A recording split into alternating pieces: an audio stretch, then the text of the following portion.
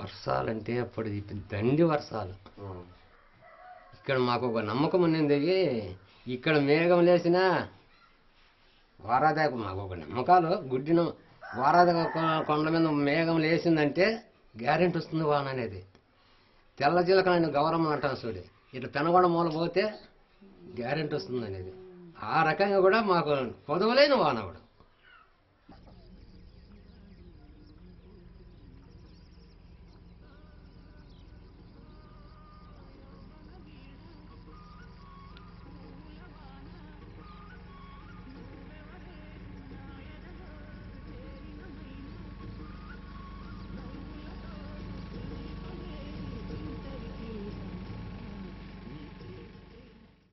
మేము ఆ రోజు చేసిండే కవిలతో ఉన్నాము, మళ్ళీ మడకలతో ఉన్నాము. ఇంకా భూమికి రసాయన ఎరువులు అంటే ఒకప్పుడు ఒక బొడ్డొడ్లో నిండేది, అవి కమ్మగా వచ్చేది. దానికి ఇది జిలడాకు కానగాకు ఫ్రెష్గా దానికి బాగా ఫుల్గా దక్కి ఆ కేని మా నాటేసుకుంటే మనం పంట పండినాక కూడా దానికి కొట్టేది ఏమంటే అప్పుడు గంజు అంటే పేరు ద్వారా కూడా కాదు, వారం ఆదివారమా మంగళవారమా శుక్రవారమా అట్లా ఆ రకంగా వారాల పద్ధతిని మేము నిర్మించుకొని మేము చల్లుతూ ఉంటుంది.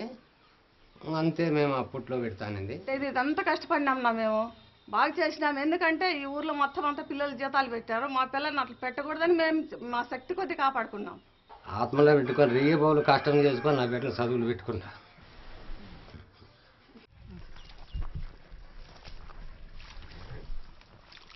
4 ఎద్దులు కవిలితో లేదనుకుంటా అంటే ఎద్దు కింద అడిమేత అవే జొన్నలు కానీ ఉలవలు కానీ ఈ రకంగా ఏదో. ఇంకా మేము కూడా ఇంకా అవే తినడమే. ఉలవలు కూడా ఉలవ పిండి ఆడే ఇసురుకుండేది, పిండి అదే, అన్నం అదే, పొడి అదే, అన్నీ ఆరాధించినాము. రెయ్య పగులు పని చేసినా కూడా మేము అలిసిందాము అనే మాకు లేదు, అలుపు అనేది లేదు. ఇప్పుడు నెమ్మదిగా మేమే ఒక రకంగా అంటాం కానీ నా బిడ్డలో అసలు నాతో కాదు ఇది నత్తాంది అది నత్తాంది ఇది నత్తాంది అనేది ఉన్నాయి. ప్రపంచానికి అది వేరే పరాయింపు అయిపోయింది. మేము ఎక్కువ తినిండేది జొన్న బువ్వ, ఆరక బువ్వ, సాం బువ్వ, కొర్ర బువ్వ ఇదే వాడినాం. ఇప్పుడు అన్నము తిని ఉన్ని ఊపిరి పోతాంది.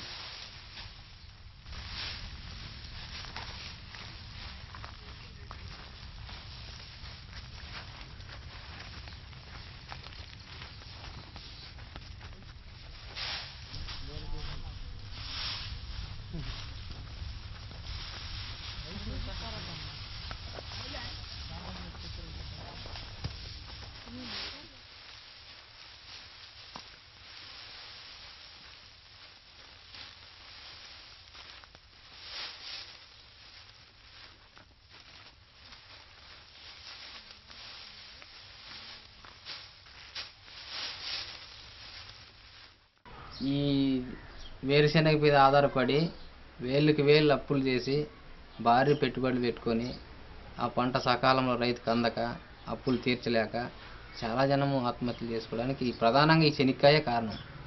ఇప్పుడు మన ఉదాహరణకి మన రైతు 5 ఎకరాల పెట్టుబడి, ఏం పశువులు గీసులు ఏం లేవు, 5 ఎకరాల పెట్టుబడి పెట్టి 5 ఎకరాల్లో 30,000 పెట్టుబడి పెట్టినాడు.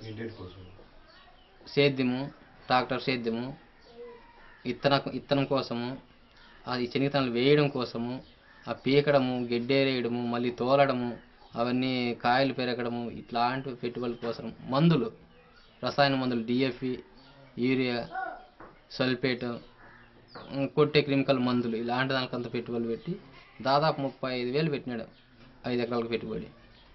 మళ్ళీ సంవత్సరం అదే ప్రకారం అది వెళ్ళిపోతుంది. అది మొత్తం ఇది కూడా చెక్కినదు.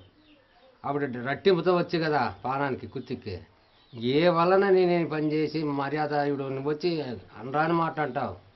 వీలైతే నీ పెన్లాను కుదపెట్టరా, కుదపెట్టి నా డబ్బులు కట్టమంటావు. అట్లా వీరస్థితిలో కూడా మనిషి విరక్తిలో దానికి బలి అయి ఆత్మహత్య.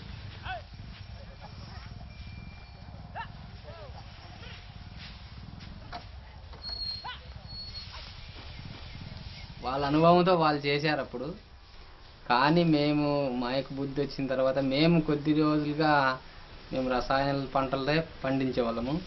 దాదాపు ఎకరాకి 4,000, 3,500 నుండి 4,000 దాకా ఖర్చు వస్తుంది మేము పెట్టే పెట్టుబడి. మాకు వచ్చేది 1,500 వస్తుందో మేము పెట్టే అంతకన్నా ఎక్కువ మాకు వచ్చేది కాదు. చాలా భారీగా నష్టపోయినాం రసాయనాలు వాడి.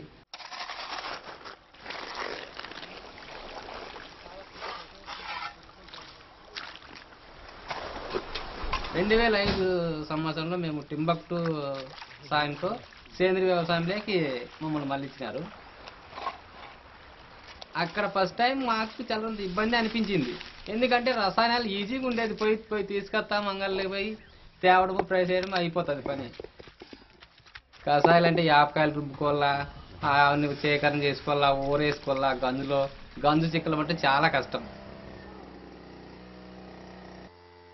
అనిపించినా అప్పుడు మేము గుర్తించినది ఏమంటే పెట్టుబడి చాలా భారీగా తగ్గిపోయింది. మాకు ఎకరాకు 3,500 రూపాయలు పెట్టుబడి అంటే మాకు దాదాపు 500 కన్నా ఎక్కువ కాల పెట్టుబడి.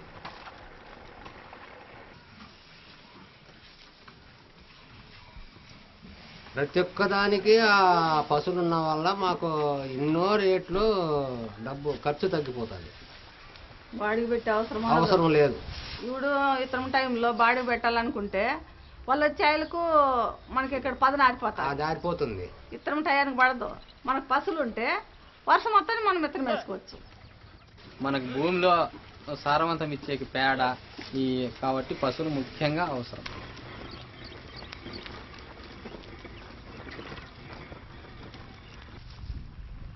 కలిగి మా భూమిలో మార్పు వచ్చింది. ఇప్పుడు ఫస్ట్ టైం అంటే అంత బిరిగ్గా కొన్ని ఏళ్ళంటే అలవాటు పడింది రసాయనాలకి. ఇప్పుడు పూర్తిగా మార్పు వచ్చింది. మళ్ళీ నెక్స్ట్ 2వ సంవత్సరంలో నేను ప్రత్యేకంగా నా పక్క చేయని రైతుకే రుతువు చేయించినాను. నువ్వు క్రిమికల్ అన్నావు, నేను సేంద్రీయ వ్యవసాయంలో చేసినాను, నీకు నాకు తేడా ఏం చూపిస్తారని ఆయన ఒప్పుకున్నాడు. నీకు నాకు ఏం తేడా లేదు, బ్రహ్మాండంగా ఉంది నీ పంట అని. మన పంట వాళ్ళు తొందరగా చనిపోతుంది పంట. వాళ్ళు 3.5 సంవత్సరంకి వర్షాలకి రాకపోతే చనిపోతుంది పంట. మన పంట చనిపోదు సేంద్రీయ వ్యవసాయం పంట. దాని సకాలం దానికి ఎంత టైం ఉందో అంత టైం వరకు బాగా బతుకుతుంది. ఇది వాస్తవం.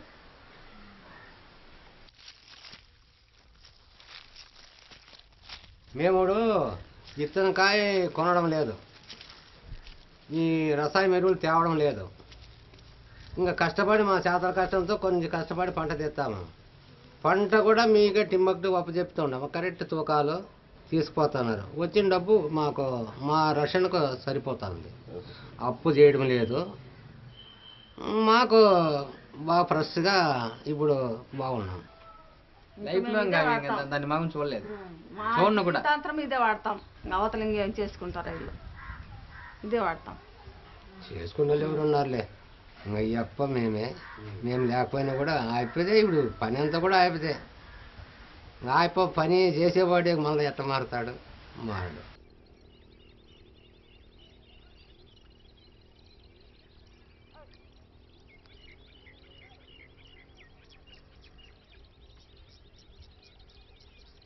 మామూలుగా ఇప్పుడు 3 ఏళ్ళు ఏమో కంటిన్యూగా వచ్చినాయి, అంతు పంతు లేకుండా వచ్చినాయి, పొలాలు నాశనం చేసినాయి. కానీ అయినా కండిషన్గా పొలాలు అంటే 10-15 ఏళ్ళ నుంచి వర్షాలు లేవడం లేదు. మేము బోర్లు లేపించి కూడా నట్టపోయినాము. ఇప్పుడు నీళ్ళు పడలే, మేము చేసుకునేంత శక్తి ఉంది, నీళ్ళు పడలేదు మాకు. ఆ తోమిత లేదు. ఇప్పుడు మళ్ళీ పెట్టుకొని బోర్లు వేపించుకున్నాంలే, ఫ్రీ బోర్లు రాలే, డబ్బులు పెట్టుకొని వేయించుకున్నంత తోమిత లేదు. ఇప్పుడు దాని గురించి అప్పులు కూడా చేసుకున్నాము. అది ఈ వానలు లేక ఇంకా తీర్చాక కూడా బరువుగానే ఉంది.